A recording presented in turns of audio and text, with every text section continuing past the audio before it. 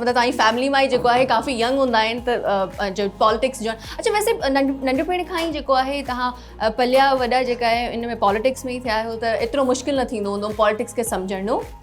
हाँ बिल्कुलु, मां त नंढे हूंदे खां बाबा जूं इलेक्शनूं थींदियूं उन में गॾु हूंदा हुआसीं। पोइ हिकिड़ो टाइम आयो जॾहिं जी मुंहिंजो हल्को हे संभाले पियो की कुंडली जो इलाइक़ो मां संभालींदुमि ज़बरदस्त। ऐं बाबा साईं उमरकोट पिथोरो समारो थरवारो पासो संभालींदा। सो इहो अलहमदिल्ला तमामु हिकु जज़्बो आहे असां में कमु करण जो।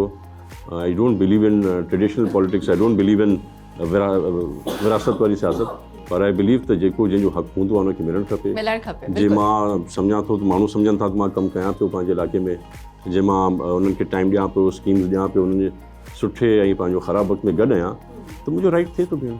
बिल्कुलु बिल्कुलु ऐं आहे न अच्छा हे जेका रश आहे इहा रोज़मर्रा जी ज़िंदगी में ईअं ई हूंदो आहे जॾहिं बि तव्हां उमरकोट में हूंदा आहियो या अॼु कुझु स्पेशल आहे? न हाणे अॼुकल्ह रश घटि हूंदी आहे, छो त नॉर्मली असां 2 बजे तारा निकिरी वेंदा आहियूं, 1-2 बजे मुलाक़ात करे डिफरेंट इलाइक़नि में, कॾहिं पिथोरो, कॾहिं समारो साइड, कॾहिं उमरकोट साइड।